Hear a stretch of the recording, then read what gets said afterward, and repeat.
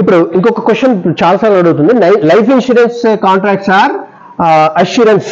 Okay, life insurance contracts రాసుకోండి, assurance అంటే దాని గురించి అడగండి, అవసరం లేదు. Assurance. Okay, assurance. General insurance contracts, general insurance ఉంటుంది కదా, చెప్పాను కదా, జనరల్ ఇన్సూరెన్స్ అంటే non living things and human గా అటువంటిది. General insurance indemnity. ఇండెమ్నిటీ రాసుకోండి, ఇండెమ్నిటీ అని కనబడిందంటే general insurance indemnity. Life insurance కి ఇండెమ్నిటీకి సంబంధం లేదు. Life insurance contracts are not indemnity contracts. ఇది ఇండెమ్నిటీ ఎల్ఐసికి సంబంధం లేదు. సారీ, లైఫ్ ఇన్సూరెన్స్ కి. జనరల్ ఇన్సూరెన్స్ మాత్రం ఇండెమ్నిటీ, అది గుర్తుపెట్టుకోవాలి. ఏంటంటే ఇండెమ్నిటీ అంటే నష్టపరిహారము.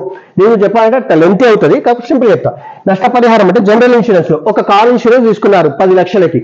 ఇన్ కేస్ కార్ ఏదైనా యాక్సిడెంట్ అయింది, ఓకే, యాక్సిడెంట్ అయినప్పుడు ఒక 1 lakh మనకి ఎక్స్పెన్సెస్ అయినాయి. అప్పుడు ఏమి ఇస్తారు? 10 లక్షలు ఇస్తారా, 1 lakh ఇస్తారా? 1 lakh ఇస్తారు. అంటే నష్టపరిహారము ఎంతైతే నష్టం జరిగిందో అదే ఇస్తారు. అదే లైఫ్ ఇన్సూరెన్స్ కాంట్రాక్ట్ లో 10 లక్షల పాలసీ ఉంది, 10 లక్షల పాలసీ ఉంది, డెత్ అయింది.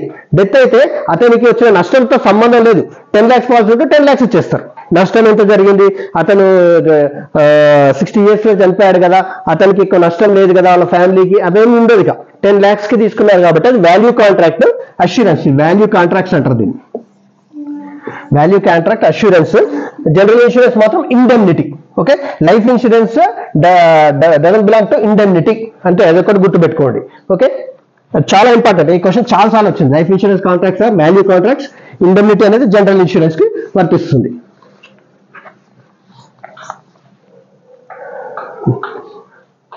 ఇంకొకటి జనారోగ్య అని ఎక్కడైనా కనబడింది అనుకోండి, ఆన్సర్ పెట్టండి.